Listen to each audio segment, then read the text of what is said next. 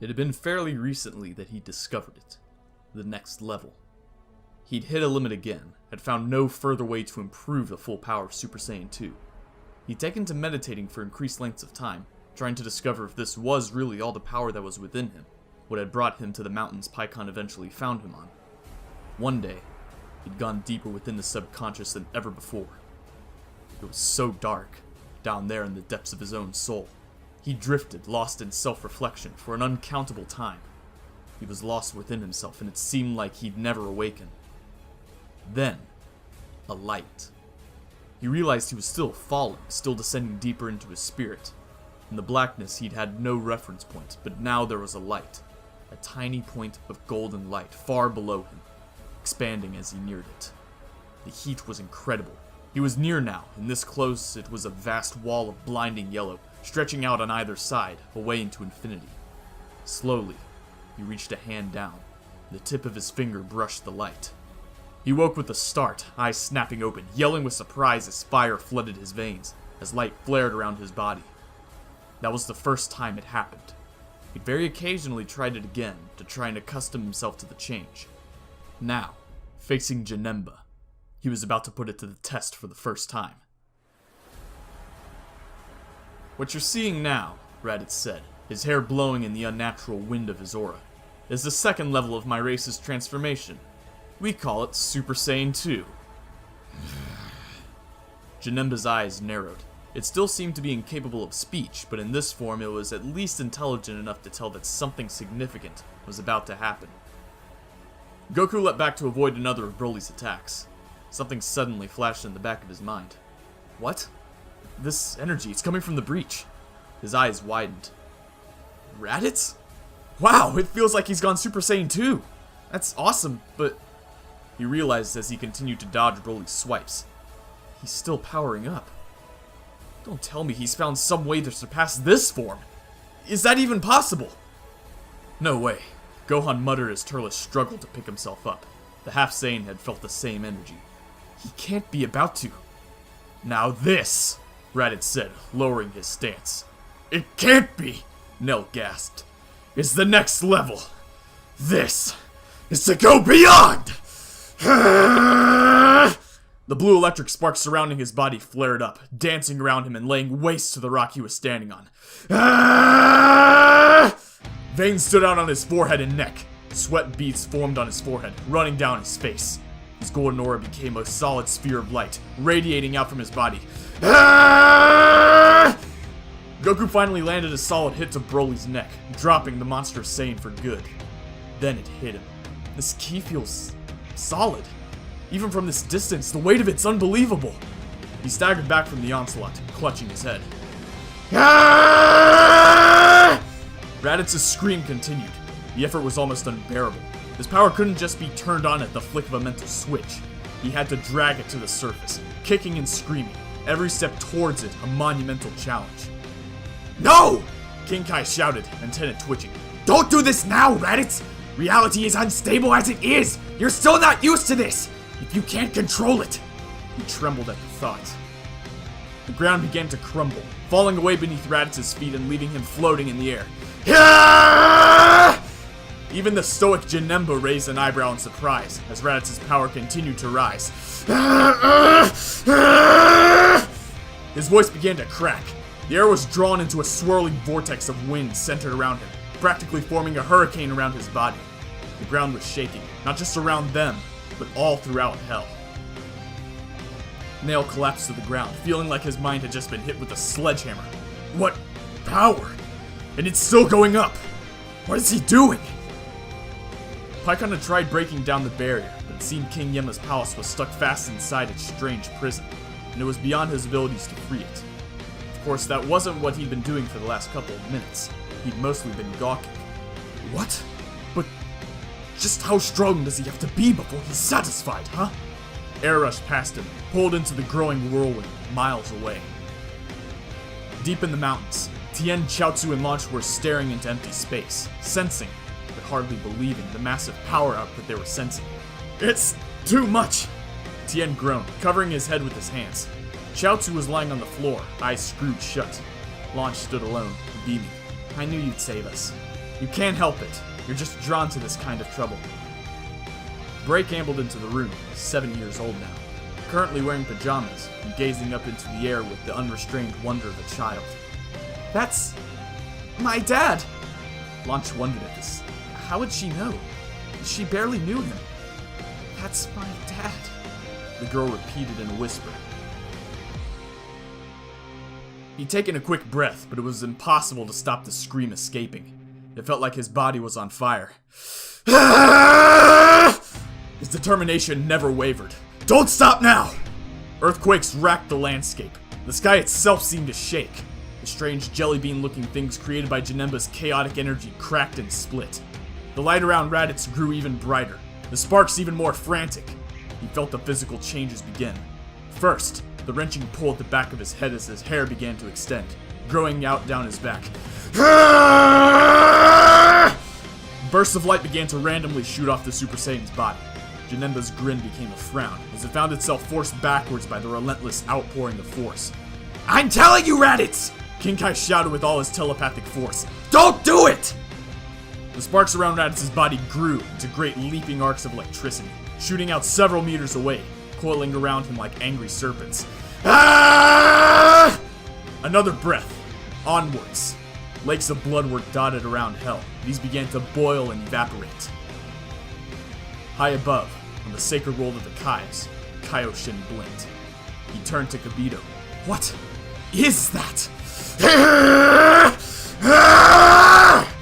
Raditz lifted his head up, yelling at the sky. The light around him was almost white now. Paikon shielded his face with his arms. Damn it, Raditz! Are you trying to kill us all? If you keep this up, you're going to destroy everything! And we're getting reports of earthquakes around the breach, the news anchor said. That being the source of the mysterious attackers. It's possibly a side effect of whatever strange event has caused this invasion. Raditz's head bent back down under what felt like an enormous weight of ki. His hair grew again, stretching further down his back. I'm not going to make it! Damn it, I knew this was risky! He forced himself to focus, withdrawing within his mind's eye. He recalled the darkness, the point of light. He made himself the point. I've got it! Don't stop! He managed to raise his head again. At last, he entered the final stages, feeling his limits shatter. He began to truly ascend. The space within his mind was vast, infinite, but he didn't lose his way back to the surface. The light, the power compelled him, pushed him back into the real world. And there it was, as always when he did this. A momentary mental image. The roaring Ozaru, the primitive Saiyan monster, far behind him now. But echoes of it survived here, in this.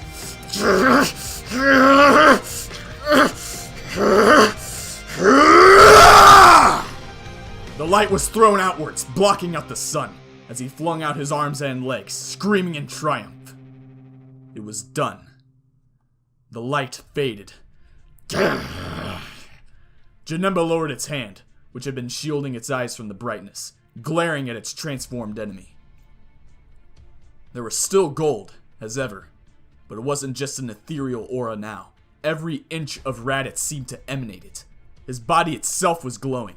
His hair extended down his back, just as long as it had been before he'd cut it. His widow's peak had become a single dangling lock of yellow hair over his face. His eyebrows were gone, replaced with a jutting, animalistic forehead. His skin had taken on an unnatural, almost oily sheen, like he was made of something other than flesh and blood. The blue electricity didn't recede, remaining as massive arcs coiling and twisting around him. In his face, something savage lurked behind his eyes. What the? Paikon breathed. I don't believe it, Goku said, smiling. Launch and Break grinned. King Kai breathed out. We're alive, for now. Kaioshin stared down at the mortal realms, almost unbelieving. In all my millennia, I've only ever felt this kind of power once before. Kibito floated up next to him. You mean Majin Buu? Kaioshin nodded. Yes. This man, he may be the equal of that monster. Our prayers have been answered, Kibito. The servant scratched his head. Who would you pray to? Oh, Kaioshin shrugged. Poor choice of words, I suppose. Well, there is the sleeping one, but surely that's just a legend. I've watched this universe, practically run it, for thousands of years. There's nothing higher than a Kaioshin. If there was, I'd know about it. Surely. Sorry that took so long, Raditz said, finally breathing normally. But I haven't been able to practice this one much. He flexed his arm, fixing his gaze on Janemba. I call this one Super Saiyan 3. Janemba hissed, lashing its tail. This new development was distressing. Its enemy had changed somehow, and it didn't like that. The Golden Man seemed more threatening now, but Janemba couldn't quite figure out what exactly it was about him. Never mind. It was having too much fun to worry about something like that, and there was so much left to destroy. Well, that's over, Paikon said, relaxing. At least I know the fight's in good hands. Though I can scarcely believe it. In this smaller, stronger form, Janemba would have made a mockery of us, the Afterlife's greatest warriors, as we were. But now Raditz is handling it on its own. What power. Now, about this barrier. He tried another full power blast, but it held. Damn it! Not even a scratch! Gah, I hate this wall! He moaned. Crack. Paikon looked around at the noise, wondering. There it was. A single, solitary crack in the barrier. What did I... Oh, you have got to be kidding me. That's its weakness? He shook its head. I guess I've got to do what I've got to do. I hate this wall, he repeated, mumbling. A tiny chip opened up, nothing compared to the first crack he'd made in the wall. Looks like I have to say it with conviction. If this is somebody's idea of a joke. All right. He glared at the barrier. You piece of crap! Crack. What the hell kind of weakness is that, huh? Insults? Crack. Insults, eh? I'm insulted that I have to deal with this! Crack. I can't hold this form for long, Raditz said. So let's get on with it. The air seemed to warp as Janemba rushed forwards, intent on destroying this person, who seemed so intent on ruining its fun. It opened with a high spinning kick, and Raditz ducked back, hair flying out behind him as he dodged Janemba's attack. He pushed off the ground with one hand, a deceptively gentle-looking motion that propelled him up with incredible force. His feet swung at the creature's head, but it caught him by both ankles, stopping the blow. He continued the movement, swinging himself up and releasing a close-range two-handed blast at its head, forcing it to let go and jump out of the way. He followed up, pressing the advantage and ramming home an elbow strike to its neck. It growled in irritation, swinging its tail at him. He nimbly jumped onto the swiping limb, bouncing off of it and kicking Janemba in the stomach, driving it back again. Janemba snarled, trying a jump kick. Raditz dodged around it, firing another quick energy blast from one hand. Janemba hurriedly raised its hands to intercept the attack, forming a small portal in front of its face, which swallowed up the blast. Turles spat blood, feeling his newly gained Super Saiyan powers leaving him. He defeated me. That quickly. This isn't the end. Do you hear? A kick to the head silenced him. Gohan frowned. You didn't deserve that kind of power. I hope... He cocked his head sideways, sensing something strange. What's... Shifting again. But, again, it's strange. They opened a pathway but didn't go through at all. They let something else through. I didn't think that was possible. Raditz relaxed, calming his mind. It's going to emerge somewhere near me. Probably behind. At the realization, he leapt into the air, feeling his own blast pass right under him, the heat singeing his shoes. He landed several feet away to avoid the explosion, turning his attention back to Janemba. You've got some weird abilities, my friend. It's no wonder you're doing all this to reality. I have to wonder if you're even conscious of it, though. Janemba was not happy at its continued failure to eliminate this annoyance. It charged Raditz, swiping with one clawed hand, but he somersaulted over its head, landing behind it and punching it in the small of its back. As it stumbled, he charged up energy in one hand, splitting it into dozens of fragments as he threw it. Blitz Cannon! Janemba hissed, sent tumbling to the ground by the attack. Raditz leapt into the air, then swooped back down, one fist extended, to drive it further into the rock. Janemba, however, wasn't there by the time he arrived. Its image faded, scattering into thousands of tiny blocks of color, which then scattered and disappeared. Ah, now that's shifting as I know it, Gohan thought. But all these other techniques are interesting. Who's doing all this? They must be a master, and their Nero Raditz was putting out that massive power. Friend or foe, I wonder. Janemba soon shifted back into reality behind Raditz, a pulsing green energy ball in one hand. However, it swung at thin air, as Raditz vanished with a tiny whistling noise. He, in turn, appeared directly behind Janemba, smiling. Instant transmission. You like it? You're not the only one who can get around, you know. Janemba growled, shifting away several hundred meters, but Raditz appeared directly in front of it via instant transmission the very next second, maintaining his cocky smile. This process repeated for a while, a peculiar game of cat and mouse, with Janemba unable to find somewhere Raditz couldn't follow, and so couldn't get a more advantageous position to launch an attack from. Finally, it stopped trying to run. As predicted, he appeared inches away, expecting it to flee again. However, instead it leaned forwards, opening its mouth and firing a green mouth blast with a mighty bellow. Raditz skidded back across Hell's dusty ground, wincing with pain as he felt the stinging burn of the unexpectedly sudden energy attack. When it had ended, he sighed, opening his eyes and seeing Janemba shift into view, closing the distance. So, you finally landed a good hit on me, eh? Janemba bent down and picked a small object up from the ground. Raditz recognized it as one of the small clubs the ogres who guarded Hell sometimes carry. In Janemba's hand, it instantly sprouted into an ornate, red-bladed longsword. Oh, a swordsman. Aren't you just full of surprises? Raditz unslung the Z-sword from his back, effortlessly raising the tremendous weight one-handed and pointing the tip at Janemba. So far, I've matched you trick for trick. Stronger transformation, teleporting around. Let's see what happens when we cross swords. Janemba made a sideways swing, which Raditz parried with some effort. The impact of Janemba's sword sent out a shockwave that shook his arm, but he held firm. Jumping back, he broke off, dodging out of the way of Janemba's second swing. However, a razor-sharp slice of energized air rushed past him, grazing his shoulder, created by Janemba's attack. Right, it can make shockwaves just by swinging its sword around. We'll have to learn how to do that someday. It chased after him, trying to stay on the offensive. He counterattacked, and they sped around the wide plains, swords clashing in a high-speed blur. Finally, he knocked it off balance, sending it staggering away sword-arm first. He followed up with a concentrated, explosive energy blast, but Janemba simply strode unharmed out of the flames. I'm starting to realize, he thought to himself, just how tough this thing is. On one hand, I'm consistently besting it in terms of speed and hand-to-hand skill, but I don't think I'm doing any permanent damage, whereas it's chipping away at my stamina. I can't maintain Super Saiyan 3 for more than a couple of minutes. It's extremely resilient. Maybe I can cut it open if I can get one good hit in with the Z-sword, though. He dug his feet into the ground, watching Janemba's approach, then launched himself full force. Both swung their swords. There was a metallic clang. Both skidded to a halt, facing away from each other, waiting. All of a sudden, the Z-sword fell in half, cut cleanly in two. Raditz stared at the remaining half in his hand. What? I thought this thing was pretty much unbreakable. Nothing I've cut with it has ever put so much as a scratch on it. He turned hearing Janemba run at him, and hurled the hilt-and half-blade at it.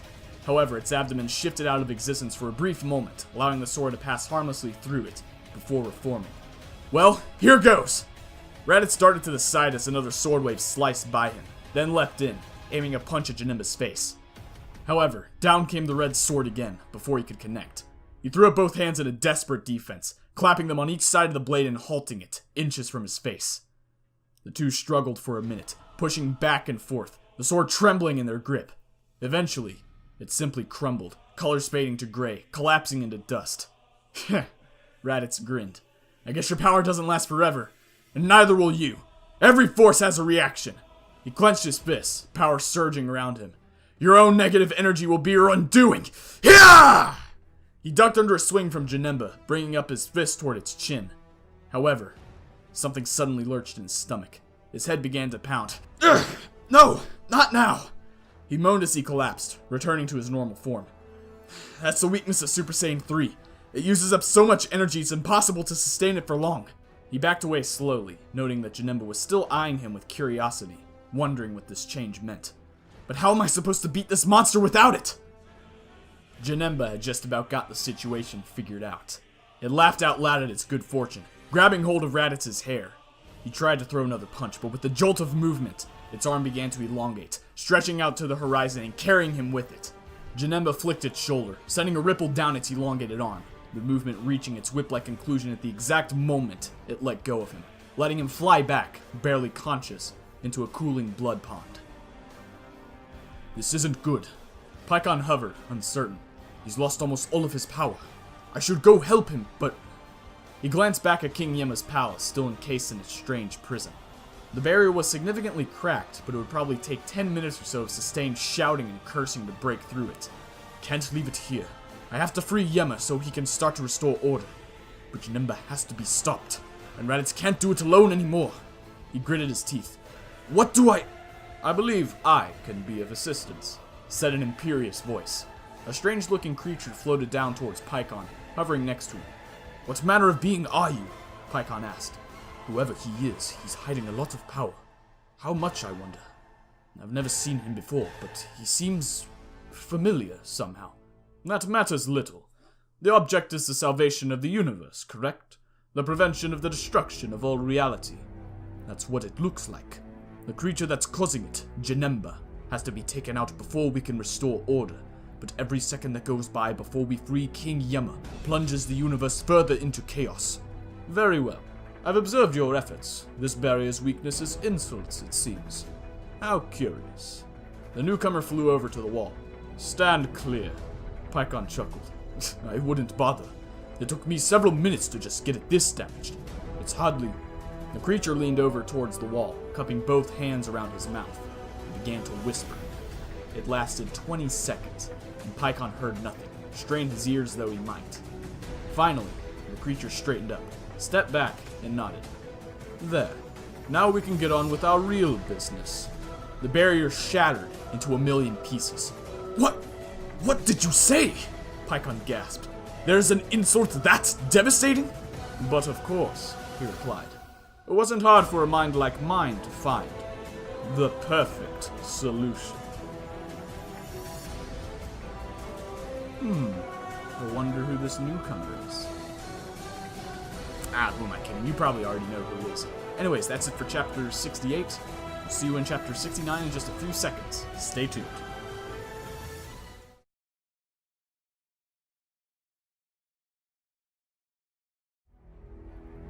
Break winced, fighting off the pain. Crap! This isn't looking good! It wasn't. Broly was hitting 18 with everything he had, and she wasn't flinching. Meanwhile, 17 charged over at Gohan, barreling him to the floor and laying a beatdown on the one-armed fighter. Now the android's wrath was aroused. He finally showed some martial skill. Quick, merciless strikes hitting Gohan in what seemed like every vital area simultaneously.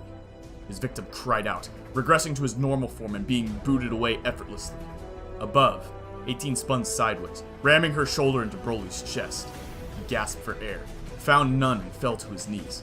With a disdainful sweep of her leg, 18 sent him flying as well, the hulking Saiyan losing consciousness as he bounced along the coastline. 2 down. 18 laughed, blowing another stray hair out of her face. Saving me for last? Break asked. You did kill us, 18 reminded her. And revenge, 17 hissed, still seething with rage at his injury. His best savored. We promised that you'd die slowly. He vanished, suddenly appearing behind her and grabbing hold of both forearms, then pulling back on them, sticking his foot into the small of her back so her arms were wrenched painfully backwards. Break screamed internally, but didn't give them the satisfaction. 18 frowned. You just going to do that until she tears in half, or can I get in on this revenge thing? Be my guest. 17 gave another jarring tug. You don't have to wait in line. You're really doing this? Break coughed. Nonchalant, casual thing. Still? What are you? 17 muttered. It's really depressing, actually, she continued. You think you're so impressive. Just get on with it and kill me without the comedy routine.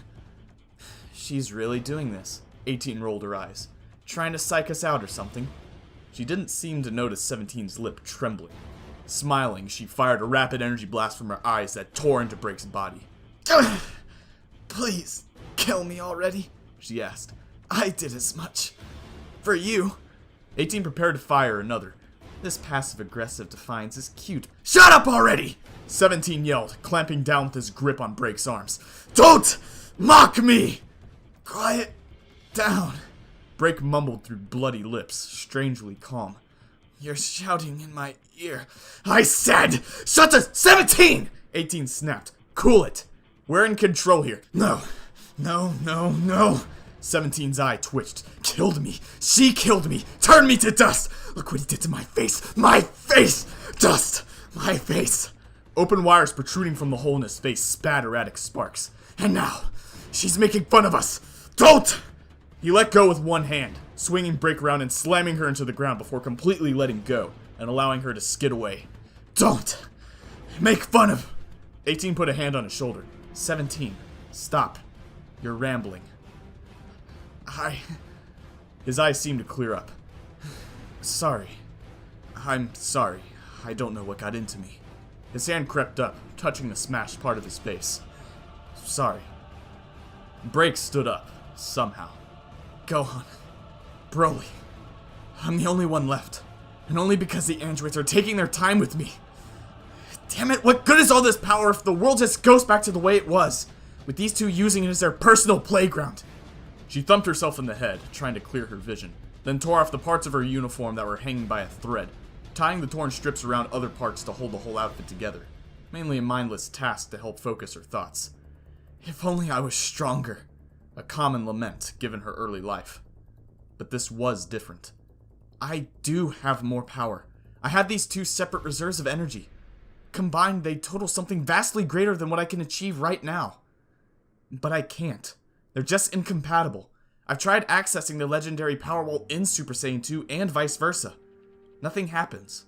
Can't even combine them. Is there another way? The androids were slowly approaching. How else can I beat these two? A transformation, a sudden jump in power, always responded to a need, not a desire. You can't just will it into existence. Break darted left, raising her hands to her head. She didn't know if she could pull the technique off correctly, but she'd seen it in action a few times and it was worth a shot. Solar! She never got the chance to find out. 18 fired another I-beam, knocking Earth's last defender on her back again. I'm going to love it when this is all over, she sighed. Once we've killed you, I don't think Jiro or his computer cares what we do. We can go back to having everything for ourselves. Just kill her already, 17 growled. Or let me. I'm just playing around a little first. Don't worry, 17, there won't be any more surprises. Tell you what, you go get fixed up back at the lab, and by the time you get back, this one will either be a red stain on the ground, or I'll have had my fun, and you can finish her and the other two off. Sounds good. Still rubbing his damaged face, 17 took off, soaring away over the ocean. Plus, 18 thought, he needs to calm down. If he lets himself get that angry, he could make more mistakes. She turned to Break. Are you alright? Or do you need another break? Pun intended. Screw you. Go die in a hole or something. Break was unsteadily on her feet again, breathing heavily and trying to watch her enemy through blurring vision. A need, not a desire. But I do need to beat them. The whole world is resting on this.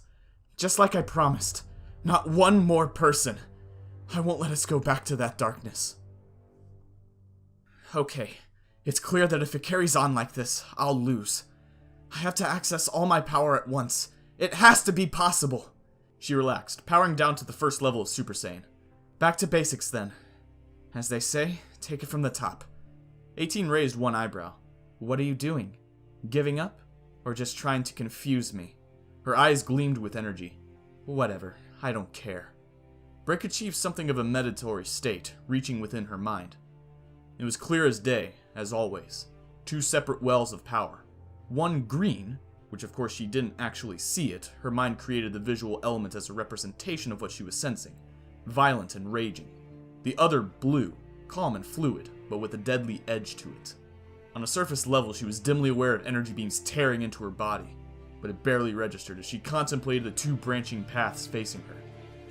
Maybe I've been going about this the wrong way. I've always tried transforming to one, then the other alongside it. In the mental image, left took her into the green light, right into the blue. Left. Right. She went straight forwards, and immediately regretted it. Her whole body felt like it was on fire. At the same time, it was like walking through a solid wall. The lights, the stores of power she was seeking, were gone, swallowed into the black void. Was 18 still attacking her? If so, this pain was completely blocking out any sensation that penetrated into her trance-like state. But there was something. Something just beyond her reach. A point of light in the darkness. 18 passed in a slow circle around Break. What are you doing now? She wondered. Still standing, still transformed, but completely unresponsive. Eyes closed, not moving. What, are you just waiting for death? She raised her leg again. In any case, I think I'm done. I'll just smash your skull and be done with a twitch of movement. Break's arms, formerly hanging limply at her sides, trembled slightly. Hands clenched into fists. Her eyes snapped open, and there was a wildness behind them. A storm of emerald light and blue lightning sprung up around her body, swirling back and forth. A breath slowly escaped. The green and blue clashed where it met, annihilating and throwing off shards of gold. Finally, it condensed into a practically solid layer of shining gold over her body. The hell? 18 blinked, dumbfounded. Whatever it is, I don't like the look of it. She prepared to fire another eye beam, this time with enough power to pierce right through the Super Saiyan, when she was bowled over by a sudden wave of force that burst out from Break's body in every direction. Finally unfolding her arms, 18 dug one hand into the ground, shielding her already shut eyes with the other, as the light grew to unbearable intensity. What now? Break's growl became a roar. The burning pain was still there. She forced the fire outwards, lashing out in every direction with this new light she discovered. The azure lightning returned with a vengeance, a storm of electric bolts dancing back and forth in front of her eyes, coiling and twisting up and down her limbs. Something was happening to her. She didn't know what, but she had to keep going. What she did know was that turning back now would be fatal. The blaze of gold grew outwards, yet inwards at the same time. The light began to infuse itself in her very skin, filling it with new life and vigor. She felt a torrent of energy flowing through her muscles. This was like being born again. Then, a wrenching sensation, a sharp tug at the back of her head. Something brushed her back. Hair? My hair isn't that long. No time to think, though. The transformative sensation was building. She almost couldn't contain the power bursting into every cell. Muscles swelled. Veins bulged. With a final yell, she let the energy all explode outwards. A massive dome of energy formed, completely obscuring her. 18 lost her grip on the ground and was sent tumbling away through the air. She snatched one look as she flew. Nothing but burning light as far as she could see, except for one silhouette down at the epicenter. One figure, framed against the awesome storm of energy. With a gasp, 18 hit the ground, rolling immediately and trying to calm herself. Is it over? She dared to look up. The light had faded from most of the surrounding landscape, but it was still there, a warping sphere about a meter across, and Break hovering in the center. Light raged around the transformed Saiyan. Gold hissed and spat, splitting the ground where it approached. Break opened her eyes, feeling the immense pain finally recede, and was immediately stunned into silence by the damage she caused. The entire landscape, for over a mile around, was in ruins. The ground was cracked and split open, giant slabs of upturned rock littering the area.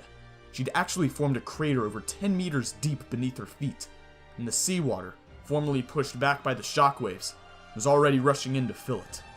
The sky was suddenly clear, all clouds near her having been boiled away. Did I do all that? Without even realizing? She moved her arm up a little. A sudden surge of power followed, and a surge of power rippled out, digging a trench into the ground directly in front of her. Startled, she froze, calmed herself and moved it again, this time controlling the force. Wow! I accidentally did that with such a simple movement! This time, she managed it. Her hair normally fell down to her face. Now it seemed to pull down and backwards, and there were only 2 small strands hanging in front of her eyes. Speaking of which, her eyes felt strange. On closer inspection, it turned out her eyebrows had gone. Odd. She felt down and back. More hair, stretching all the way down to her knees. She turned her gaze to 18. The android was looking up at her in confusion. You see something you like? Break joked. Her voice sounded different, too. Husky, almost rasping. Perhaps another side effect. Perhaps a result of all the screaming. So you grew some hair. Do I look like I care? 18 leapt up into the air, hovering directly in front of Break. I said I was done playing around. She drew back her fist, and blacked out for a second. When she recovered, 18 found she was falling. She quickly righted herself, touching down in a spray of sand. Her head was spinning, and her stomach ached. Did she hit me? No, I'd have seen it coming. She couldn't be that fast. What just... Break appeared inches away, glaring. The ground shook as the Super Saiyan's feet touched it, despite the deceptively gentle movement. You know, I'm getting pretty tired of you two. She growled, then grabbed one of 18's arms, twisting it behind her back. You know, I could tear this off. Wouldn't be hard. Where's the lab? What? Where is the lab? The one you were built in! You said 17 back there. Tell me where it is or get ready to start losing limbs. Okay. 18 yelped as Break slowly increased the pressure. It's northwest of here. Stop! Break let go, smiling. All right, she said. Lead the way. What happened? 18 wondered, bewildered. She changed so much in such a short time. Brushed me off like I was nothing. Her eyes narrowed. But once we get to the lab, maybe 17 and I can take her together. Yes, that's it. She just blindly let me have my chance at winning. I guess none of them ever was very smart. Break, meanwhile, was worried. Not for her friends, she sensed Gohan stirring as she left, but about her own ability to win. I can't let 18 know, but this enormous power is unstable. I can already feel it almost slipping away from me. I don't have much time before I return to normal. Just, what is this, anyway? What would I call it? Somehow it feels different to other Super Saiyan forms, on a higher plane entirely. My first thought was to just combine names and call it Legendary Super Saiyan 2 or something, but no. No, the more I think about it, it was more like the legendary power provided an initial spark, set it going. But this is an extension of Super Saiyan 2, and has that feeling. And there is the lightning. Still though, it's vastly different to level 2. It barely feels like my own body anymore, like I'm made of some other substance entirely. Energy is just packed into every inch of skin, muscle, and bone. This is truly something new. Above and beyond a Super Saiyan 2. This name might be a bit obvious, but guess I've become a Super Saiyan 3. 18 landed in a nearby forest as the sun finally rose fully into the sky, approaching a certain clearing. Detecting her proximity, the ground rumbled and split open, revealing the laboratory building beneath. A small hatch opened in the top, and 17 rose out of it. Hey sis, what's... His eyes widened upon seeing Break. 18 nodded slightly. 17 tensed up, waiting. A couple of seconds of silence later, 18 whipped around, letting fly two-handed energy blasts that exploded in Break's face at point-blank range. The android then kicked off the ground, leaping away as 17 flew up to throw a punch at the center of the blast. However, he jerked to a halt as Break's hand reached out of the expanding smoke cloud, intercepting his attack and taking hold of his wrist. The rest of Break's body followed, the other hand coming around and smashing into his newly repaired face, opening up his wound again. That's better, she said threateningly, letting go of his wrist and allowing the momentum of her punch to send him flying back through the air. He managed to stop himself, throwing out his arms to either side. You bitch! My face! Hey, don't complain, Break smirked. Scars are sexy, remember? The ladies will love you. Well, she raised one hand. The ones that aren't hell-bent on killing you anyway. 18 appeared in a blur of speed behind Break, feigning high with one hand while bringing her leg around for a low kick. Break simply vanished from sight. Patience, you'll get your turn, she said cheerfully. The transformed fighter reappeared behind 17. Now, where was I? She grabbed a handful of his long hair, tugging down and hurling him into the lab's roof, his descent tearing through the reinforced metal like paper. Break quickly charged up energy in one hand. First time we fought you, we didn't bother finding the lab. Second time some androids came around, it was gone by the time we got there. Third time's the charm, eh? 17 heaved the fallen steel girder off himself. What are... Final Shine Attack! Break released the energy ball, sending it straight down at 17, and the scientist's lair that spawned him. The explosion was small, almost businesslike, but it did the job. Nothing but blackened, twisted shards remained of the building or its occupant. Well, Break said to herself, that was somehow anticlimactic. Don't know what I was expecting exactly, but... I'll kill you! Oh, you're still here. Break folded her arms across her chest as she received 18's charge, dodging back and forth and easily avoiding all the android's swipes. "Come on," she taunted, a mocking echo of 18's own words earlier. "At least make me use my hands!" Another sudden shock of pain, and 18 almost hit her. Break had to bend over backwards to avoid it, her head almost upside down. She continued the backward spinning motion, both legs coming up and kicking 18 away. Huh. Break thought as she hung upside down, hair dangling down a couple of feet beneath her. I guess I really am running out of time. She spun around, righting herself as 18 attacked again, continuing to effortlessly dodge. Hey, she really does have some martial arts skill. Too bad I can see every attack she makes coming, but points for effort. Shall I attack now? She began a whirlwind of kicks, knee strikes, shoulder barges, and headbutts. Come on now, this is just pathetic. You can't lay a finger on me.